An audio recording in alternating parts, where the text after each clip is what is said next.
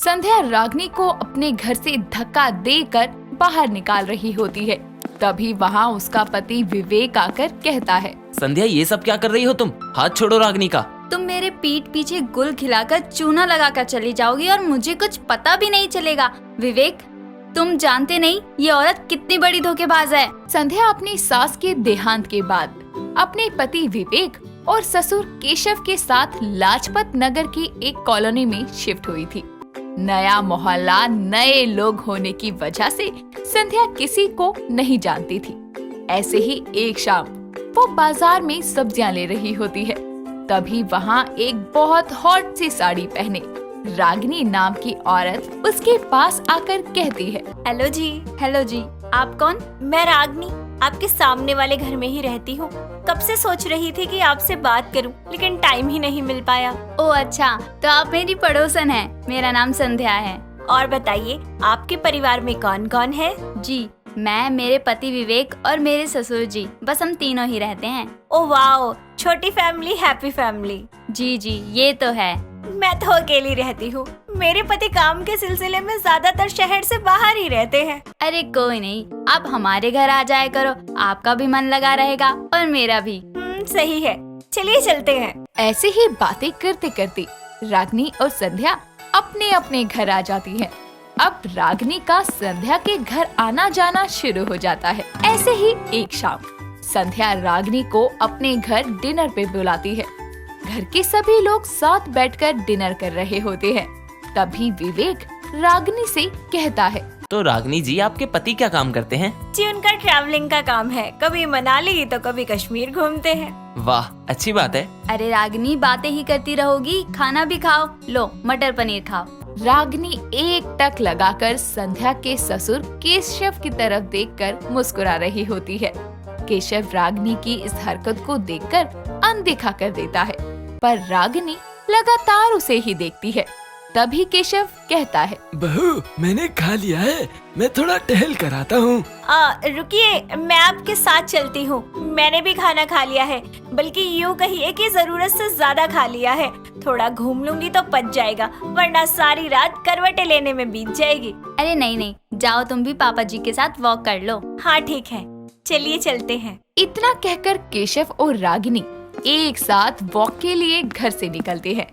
काफी देर दोनों साथ चलते हैं, पर केशव उससे कोई बात नहीं करता। तभी रागिनी कहती है, जी सुनिए, क्या मैं आपसे कुछ पूछ सकती हूँ? पूछो। आप इस उम्र में भी बड़े जवान हैं।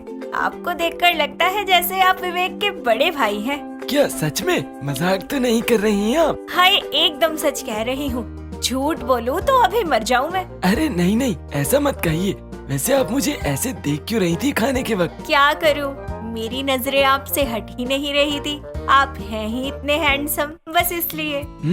अच्छा। वैसे अपना फोन देना एक बार। ये लीजिए मेरा नंबर। फुर्सत हो तो घर आना, बहुत सारी बातें और शरारतें करेंगे। मैं चलती हूँ, बाय बाय। इतना कहकर रागिनी वहाँ से चली जाती है और केशव के दिल में रागिनी के नाम की घंटियां बजने लगती है। अब आते जाते रागिनी केशव से बातें करने लगी थी, साथ ही दोनों की फोन पर भी बातें शुरू हो गई थी। ऐसे ही एक दिन हाथों में तोहफा लिए केशव रागिनी के घर जाता है और ये देखकर रागिनी कहती है, लगता है आज किस्मत मुझ पर मेहरबान है जो आप मेरे घर आए केशव जी। अरे ऐसा ना कहिए, किस्मत तो मुझ पर मेहरबान हुई है जो आप मिल गई हैं। आइए ना, बैठिए, कुछ लेंगे? ठंडा गरम? नहीं, कुछ नहीं चाहिए, बस आपके लिए लाया हूँ कुछ। ये आपके लिए। अरे वाह, सोने का हार, ये तो बेहद खूबसूरत है। अब अगर आप इतने प्यार से लाए हैं तो पहना भी दीजिए अपने हाथों से। जी क्यों नहीं, आइए पास आइए। इतना कहकर केशव रागिनी के गले में सोने का हार पहना देता है, जिसके बाद रागिनी प्यार भरी निगाहों से केशव की तरफ देखती है और उसे हक कर लेती है, जिसके बाद दोनों साथ में ढेर सारे प्यार भरे लम्हे बिताते हैं। दिन गुजरते जाते हैं। रागिनी केशव को पूरी तरह अपने प्यार के जाल में फंसा लेती है।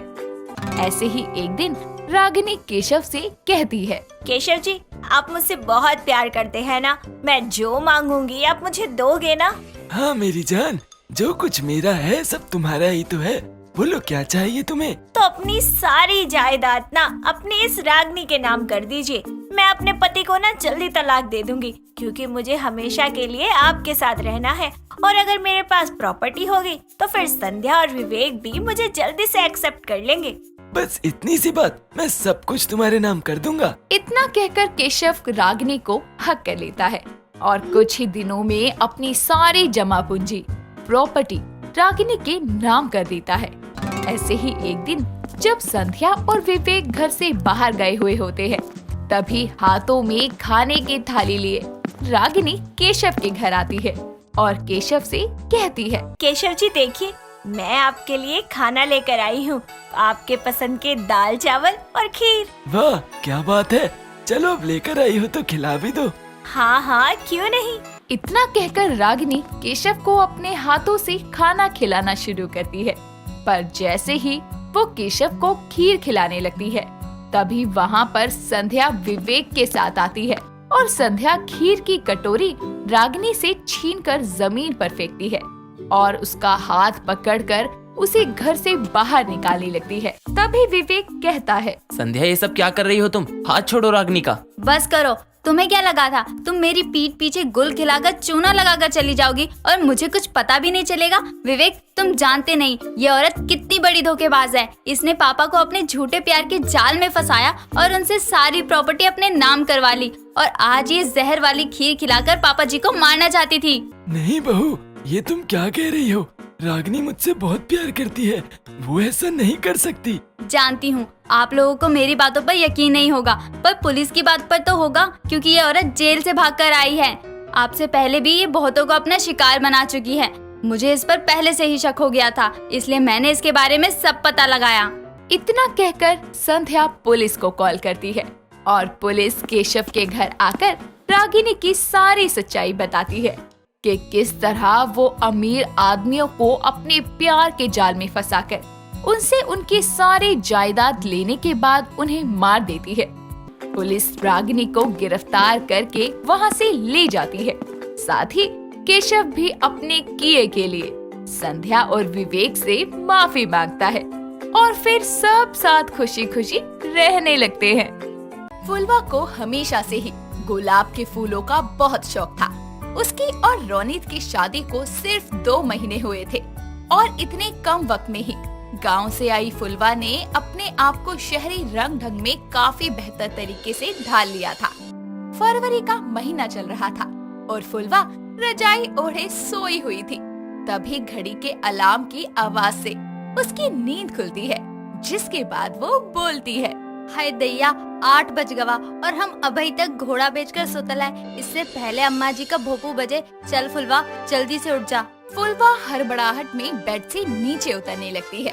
तभी उसका पैर साड़ी में अटक जाता है, जिसके कारण वो गिर जाती है और ये आवाज सुनकर कमरे में उसकी सास कुंती आकर बोलती है, अरे क्या तोड़ दिया बहू? हाय दैया अम्मा जी हमारी कमर टूट गई।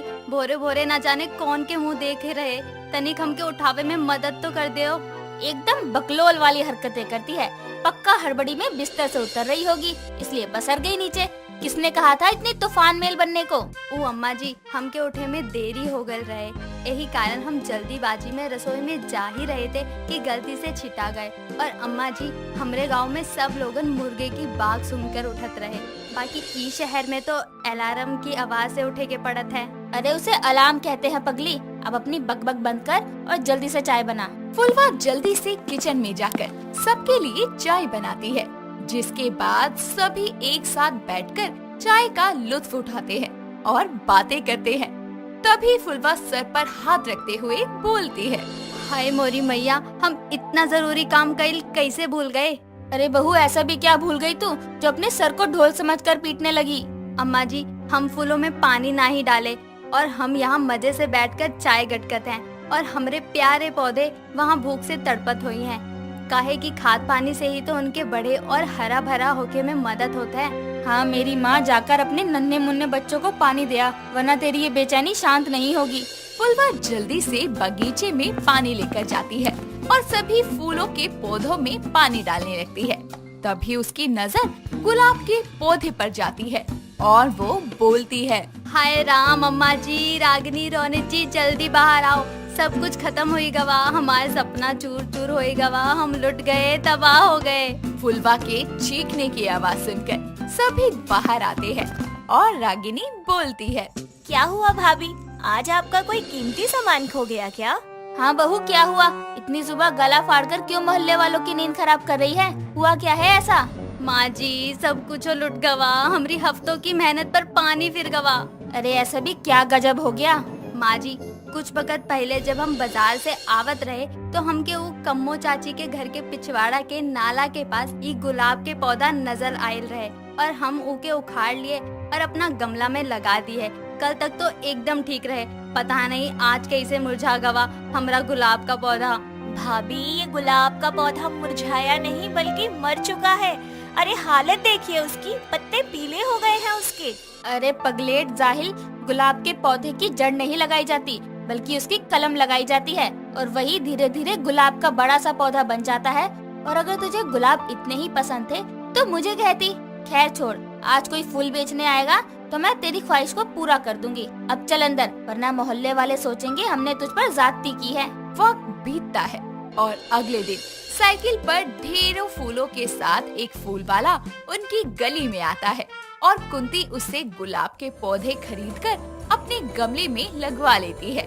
वक्त बीतता है और फरवरी महीने के 6 दिन गुजर जाते हैं और रागिनी बोलती है, भाभी, मैं ना बहुत बोर हो रही हूँ, क्यों ना हम कहीं बाहर चले?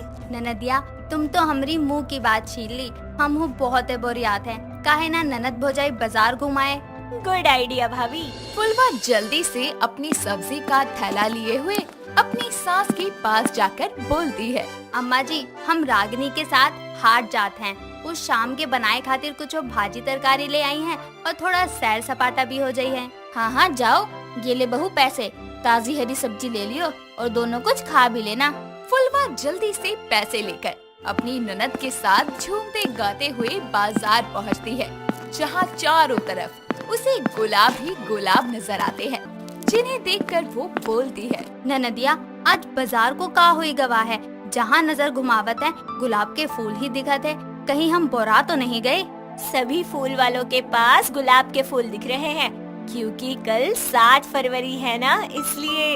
7 फरवरी में ऐसन का खास बात बा? भाभी, शहरों में 7 फरवरी के दिन रोज डे मनाया जाता है। इस दिन दो प्यार करने वाले एक दूसरे को गुलाब देते हैं और अपने प्यार का इजहार करते हैं। इस दिन गुलाब बहुत महंगे बिकते हैं।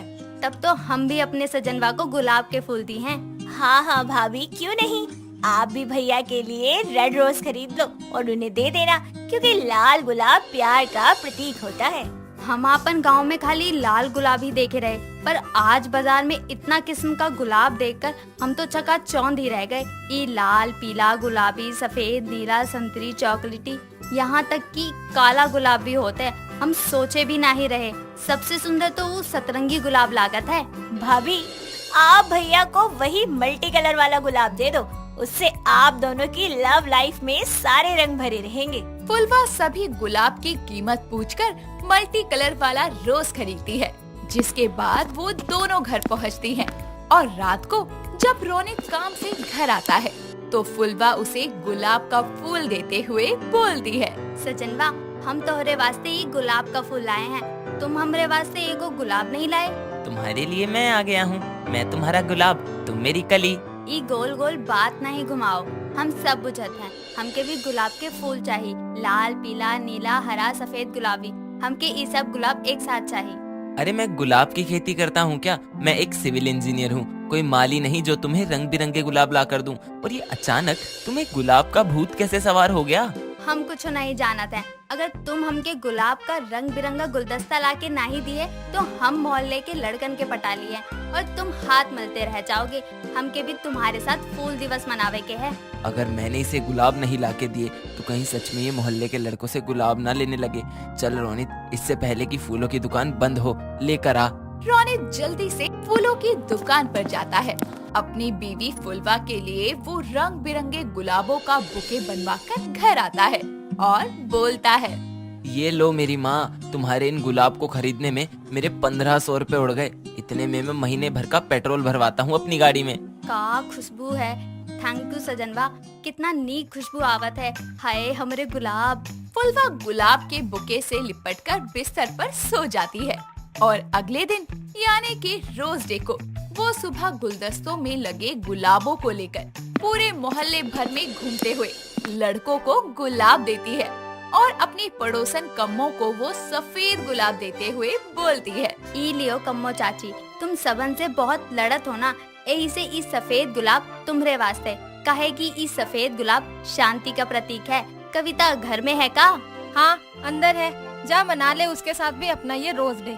कविता, ई पीला गुलाब तुम्हरे वास्ते, काहे कि तुम हमारी सबसे अच्छी दोस्त हो।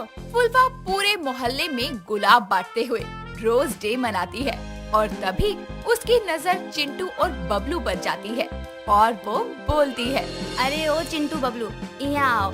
हाय दैया, ये लाल गुलाब के अलावा और कुछ बचा ही नहीं। कोनो बात नहीं, ये गुलाब तुम दोनों के वास्ते। गुलाब दिवस की बधाई हो। देर से ही सही भाभी, आपने अपने दीवानों को पहचान ही लिया। आज आपने ये लाल गुलाब देकर साबित कर दिया कि आप हमें कितना चाहती हैं। फुलवा को उनसे बातें करता देखकर उसकी पड़ोसन कम्मो कुंती के पास जाकर बोलती है, अरे कुंती कहाँ सो रही है? वहाँ तेरी बहू मोहल्ले के अय्याश लड़कों के साथ रोज डे मना रही है। पूरे मोहल्ले में गुलाब बांटती फिर रही है। जा संभाल उसको। कम्मो की बात सुनकर कुंती जल्दी से अपनी बहू को घर लेकर आती है और फुलवा के दिए गुलाब के फूल के कारण मोहल्ले के सारे लड़के उसके घर के बाहर जमावड़ा लगाकर सुबह से शाम कर देते हैं। ये सब देखकर कुंती बोलती है, अगर मुझे जरा भी भनक होती कि मेरी बहू की पसंद गुलाब है और ये रोज डे ऐसा दिन दिखाएगा तो मैं इसे पहले ही काबू में कर लेती। अगर ये निकम्मा इसे गुलाब का गुलदस्ता नहीं देता तो आज हमारे घर के आगे इतनी लंबी लाइन नहीं लगी होती। माँ, मेरी गलती के लिए आपने मुझे चप्पल से पीट दिया, लेकिन मुझे समझ नहीं आ रहा कि ये रोज डे के बारे में इसे बताया किसने। अगर माँ को पता चल गया कि मैंने ही भाभी को रोज डे के बारे में बताया था तो वो तो मुझे गधों की तरह धो देंगी। मुझे क्या पता था कि भाभी गली गली गुलाब का भंडारा करती फिरेगी। रोज डे के दिन उतावली हुई फुलवा आधी अधूरी जानकारी के कारण पूरे मोहल्ले के लड़कों को रेड रोज देकर उनकी उम्मीदें जगा देती है, जिसके कारण सभी पागलों की तरह हर साल रोज डे के दिन फुलवा के फूलों का इंतजार करते और उसके दीदार में पलके बिछाकर बैठे रहते। इसी के साथ ये रोज डे की कहानी खत्म होती है। दोस्तों, अगर आपको ये कहानी पसंद आई तो इसे लाइक करें, शेयर करें और कमेंट करके बताएं कि कहानी में आपको सबसे अच्छा क्या लगा।